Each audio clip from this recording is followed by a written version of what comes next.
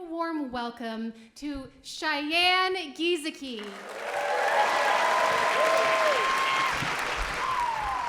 I have often been told that I am a sensitive person, and I have received the feedback that I feel things on a grand scale.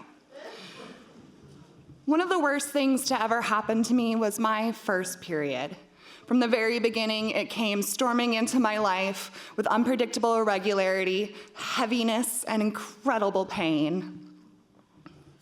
Somewhere around every 30 to 45 days, I would have over 2 weeks of debilitating pain and this flow of blood that felt impossible to stop. I'd lay in my bed, on my back, trying to breathe through it, feeling as if someone had taken razor wire from my cervix all the way back to my anus and threaded them together, which is a big feeling for a 10-year-old to deal with. Whenever I menstruated, a tidal weight of pain swallowed my life. The tide would fall back out, but I knew that inevitably another wave would hit me, potentially stronger and more devastating than the last. I didn't know how everyone else seemed to manage this monthly agony, and I was ashamed that I was so bad at it. My first orgasm was one of the best things that ever happened to me. I was laying back on the top bunk of my bed, and I discovered that my stuffed animal felt pretty good when pressed against me, and when I moved against it, it wasn't just pretty good. It was the best feeling that I had encountered in my entire life. Suddenly, as I was touching myself with this stuffed animal, this wondrous feeling overwhelmed my entire body and mind. It was like tasting a color or dreaming in another language, or like this part of my body had always existed and I had no idea. Orgasms made me feel connected to myself in a world that I otherwise felt vastly disconnected from. When I was stressed, when I was lonely, when I was depressed, when I was all of the above, I could always depend on an orgasm to take me back to my body, to find myself. Orgasms have always been my anchor. When I figured out how to reliably find that feeling for myself, my whole world turned upside down. I was able to find this sense of bodily autonomy that I hadn't found anywhere in my life. I, without the help of anyone else, could make myself feel good. And that changed my life. Now, masturbation and menstruation are not topics that I encountered often in my youth. I remember being a teenager, a preteen, forgive me, as I was sitting on the toilet, and I grew up in a time where we weren't allowed to have cell phones in our bathroom because they weren't invented yet. And it was incredibly boring to sit there on the toilet. A general fun fact about me, I've spent a lot of my life in the bathroom. There was one moment where I was sitting on the toilet, flipping through my mother's Glamour magazine, which I had promised not to do, given the adult nature of some of the content. And so I sat there looking specifically for said adult content. And I stumbled across an article that had reader submissions about how they managed their period pain. The last entry was from a woman who used the natural pain relief of orgasm, inspired by masturbation, to give herself pain relief from her menstrual symptoms. And I learned that at least one person in the world used masturbation to find relief. And so I added it to my own pain relief toolkit that was otherwise a rotation of heating pads, hot baths, and as much Advil as I could safely stomach. Being able to orgasm while having intense cramping helped soften some of that barbed wire inside of me. It made me feel like I had just a little bit of control over what was going on in my body. As I said before, menstruation and masturbations are not topics that I encountered much in my youth. That article in Glamour magazine was the first piece of evidence that I could find that people with vaginas even masturbated, other than myself. And menstruation was a topic that I had encountered at school and at home, but it had been repeatedly assured to me that what I was experiencing was normal and a normal part of becoming a woman. Eventually, my menstrual symptoms refused to be a private issue. I couldn't go to school, I couldn't eat, I would bleed through my tampons and my pads and my underwear and my clothing and my bedding. I would double over with pain and not be able to get back up. It was obvious that there was something going on with me. And so I was taken to a doctor. That doctor pressed my abdomen, made some notes, and told me that I needed to lose weight.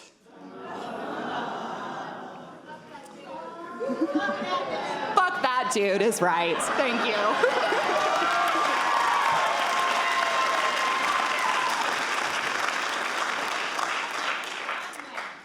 My mother asked this doctor what I should do about my irregular periods, and he prescribed me oral birth control pills. I left that appointment with enormous shame that my weight was to blame, that I had somehow been doing this all to myself. And I developed the disordered eating habits that I thought would cure me, but oddly enough, they didn't help. Thankfully, the birth control pills did.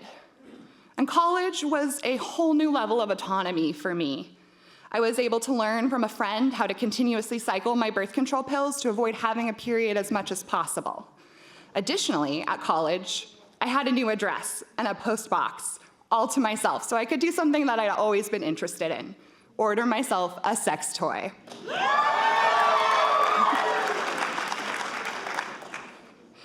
I selected a modest bullet vibe, and I eagerly and nervously tracked the progress of this package. I wondered what the package would look like, given that it was likely going to be a student worker handling my mail, and then they would know that I was someone who masturbated. As I waited for this package to make its slow way across the US, I was sitting in my gender studies class one morning. From across the room, I heard this woman say that she masturbated. And then someone else said that too. And next to me, my friend chimed in, and they admitted that they masturbated. And it blew my mind. It wasn't just me and the woman from Glamour magazine. Everyone was masturbating. And as I looked around at my classmates and their faces, I realized something else. Not only did these people masturbate, but they talked about masturbation openly with others. And it blew my mind that you could do that. It was the beginning of my understanding of that the things that I had been told of what was normal and the way things are was not accurate. In that moment, I felt radicalized toward pleasure. And when my toy arrived, I was radically pleasured.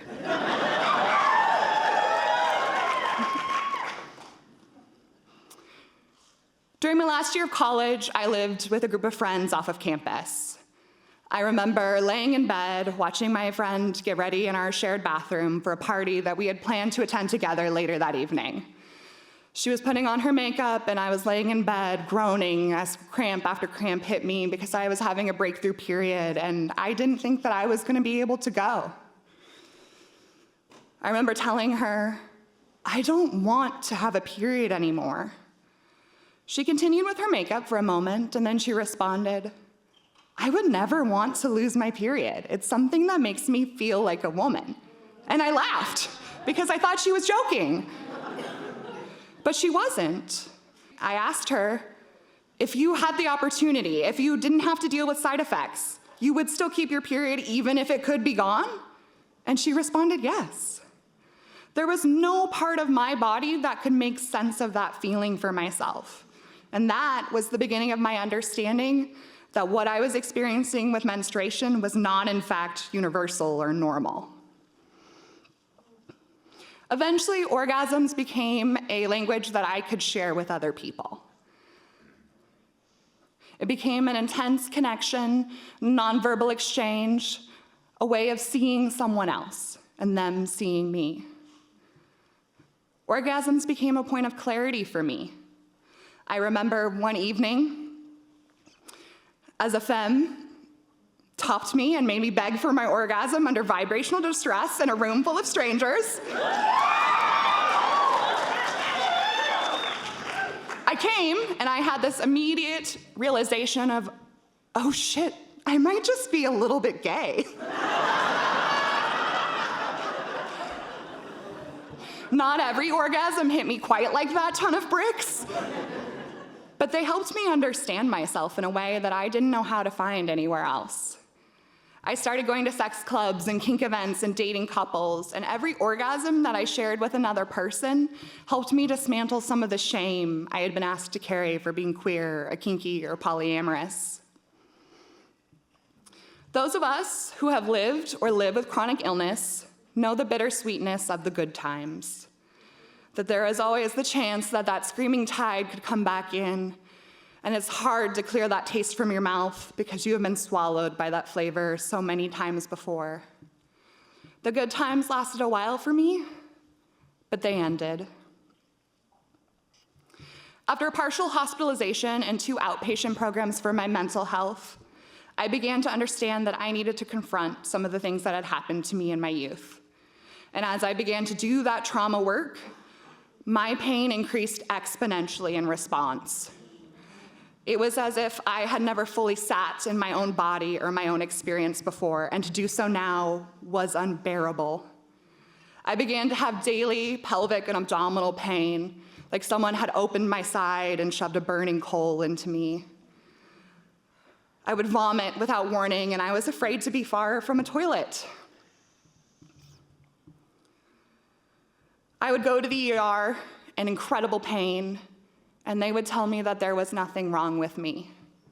I had ultrasound after ultrasound, and the scans would show nothing, even though the procedure itself left me in excruciating pain. I went to a gastroenterologist, a colorectal specialist. I had an upper endoscopy and a CAT scan and an anal scope. I went to physical therapy and acupuncture and chiropractic. I learned how to say all of those words. And nothing showed up. I was overwhelmed with repeated results that suggested that this was all in my head, that there was nothing wrong with me. I started going to a group therapy for people who lived in chronic pain. I sat beside people who had cancer or spinal injuries or other visible complications, and I didn't know how to tell them that I didn't have a word for what was going on with me, like the diagnoses they all carried. I was desperately lonely in my pain, but I didn't feel like I could tell them all of the things that were going on with me.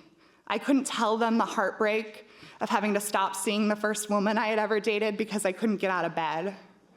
I didn't know how to tell them the grief of having to drop out of the incredibly competitive rope bondage course that I had been accepted to and participated in, and needed to stop because I could no longer sit on the floor anymore because I had hemorrhoids the size of quarters. I didn't know how to form palatable enough words to describe the injustice of no longer being able to orgasm and the pain that came with that.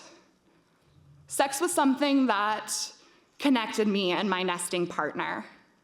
And first, penetrative sex was okay. We'd be able to have it, and it was survivable. And afterwards, my partner would hold me, and I would tell him that it was worth it, but that we might need to stop having as much sex as we used to. And then, penetration became instantaneously painful, but I was able to connect with my partner through other forms of sexual play. And one day, when I went to find my old friend Orgasm as a sense of relief for the pain that I was dealing with, I discovered I could no longer come without feeling as if my uterus had been made of glass and shattered inside of me. Even arousal started to become painful. I lost the language that I knew how to speak with myself and my lovers. I lost myself. I stopped going to group therapy. I stopped going to the ER, even though my pain continued to worsen. I was on the brink of giving up when my mother informed me that a relative of ours had uterine fibroids, and the description of the location and the pain seemed to vaguely match my own experience. And so I found a new gynecologist, and I entered the room with at least one word for what might be going on: fibroid. The doctor examined me, she listened to what my symptoms were and what had been happening, and without hesitation, she told me she didn't think it was a fibroid, but that she did think it was endometriosis. I had spent a number of years working in reproductive health care, and so endometriosis was a word that I was familiar with and had no positive associations. But at least I had a word for what was going on inside of me. I started to research. Endometriosis is estimated to affect 1 in 10 people of reproductive age that are menstruating. Typically during menstruation, the endometrium or uterine lining builds and sheds in response to an estrogen-based hormonal cycle. In endometriosis, there's tissue of that endometrium outside of the uterus sitting in the abdominal cavity, which is not great because that blood has nowhere to go. The lesions will bleed and respond to that same hormonal cycle. The blood will accumulate, adhesions will form, joining internal organs and binding them together, displacing others. No one is entirely sure what causes endometriosis. A confirmatory diagnosis requires a surgery to be able to look inside because a lot of endometrial tissue doesn't appear on imaging, which is a real fucked catch-22 in our model of healthcare that requires a diagnosis to proceed with surgery. But that's a story for another time.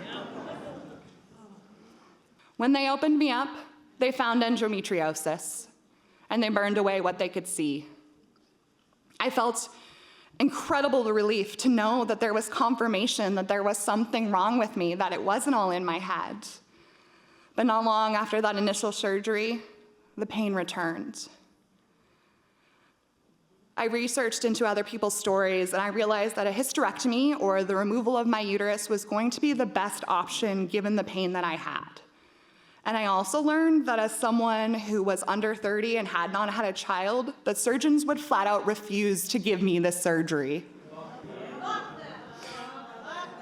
I sought second and third opinions, and they all told me it was too soon to consider a procedure that would result in my sterilization, regardless of the quality of life that I would have afterwards. I was furious, and I started to understand how deeply entrenched this condition and the history for this condition are. I found a research paper from a group of researchers outside of Stanford. They examined historical references to endometriosis, looking through human history at art and literature and medical texts and anthropology and psychology. They found that there is undeniable evidence to suggest that conditions like hysteria and wandering womb are experiences of endometriosis. That from the very beginning, this condition has been described as being all in the head, or a consequence of being too sensitive, or a womb hungry for womanhood, or motherhood, excuse me, or a symptom of mental illness or madness or witchcraft. I realized that this patriarchal control hid in two ways: by denying the pain that these people had experienced for thousands of years, and by telling them that it was their fault as a way of maintaining control over their behavior. I knew I needed a hysterectomy, and they wouldn't give it to me. And so I proceeded with what my options were as someone under 30. I had a Lupron injection, which stopped my body from producing hormones and put me into menopause. I spent my days shoving CBD into my every orifice and wishing that I couldn't feel anything at all. There was no room in my life for pleasure.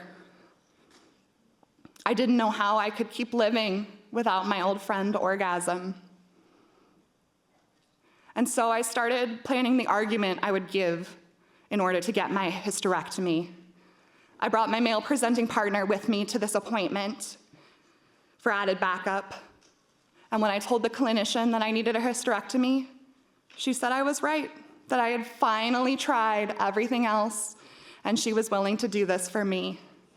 And to this day, I wonder the impact of my partner's presence in this room, as if I needed a man there to say, nah, not doing anything with this womb. Go ahead and take it out.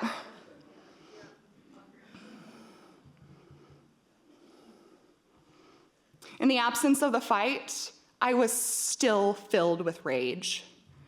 Rage that after 4,000 years of text and art and evidence of endometriosis, it continues to be something that is misdiagnosed, denied, misunderstood, and there are very few treatment options out there.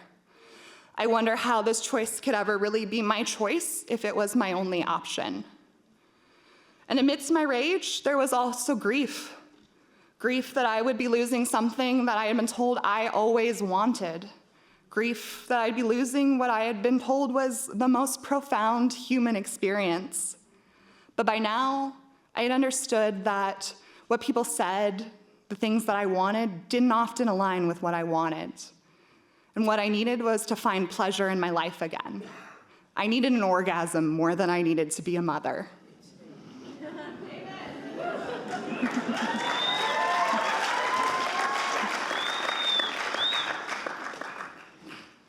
The morning of my surgery, I sat in my hospital gown. My mother was beside me as I waited for them to do my IV and take the tests. My mother had driven up a multi-state drive in a snowstorm to be there with me. And I could feel her heartache because I knew she wanted me to have the experience with my own child that she had had with me. I knew she wanted to meet and love and grandmother a person that would never be. As part of my grieving process, I had asked to keep my uterus after the surgery, something my mother had not known until they brought me the paperwork to fill out while we waited. I could see her growing concern out of the corner of my eye as I signed my name, but she waited until the nurse took the paperwork away, and she looked at me, and she asked, "Are you going to eat it?" Laughed until I couldn't breathe. I told her I just wanted to look at it, choking back laughter and tears. And she responded, "Oh, well, I know some people eat their placenta, so I thought that might not be too far out," which made me laugh even more. It was this breath of fresh air and an otherwise sterile environment. It made this organ an organ again. It was just a piece of body, my body. When I woke up from the surgery, I no longer had a uterus, fallopian tubes, or a cervix. And while recovery was its own hurricane of pain, it became quickly apparent after healing that the pain that had haunted my life before was no longer there.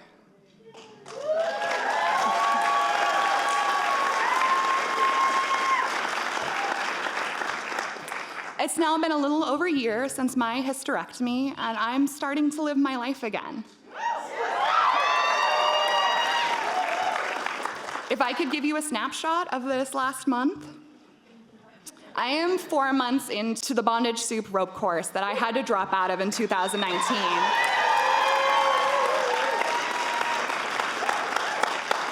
I'm kicking ass as I learn how to be a skilled rope top and suspend my partner.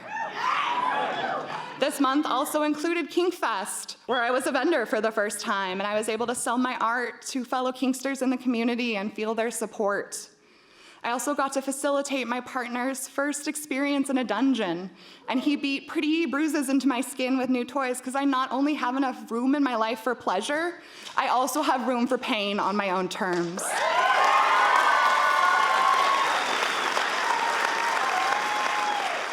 Sex and penetration took a long time to relearn.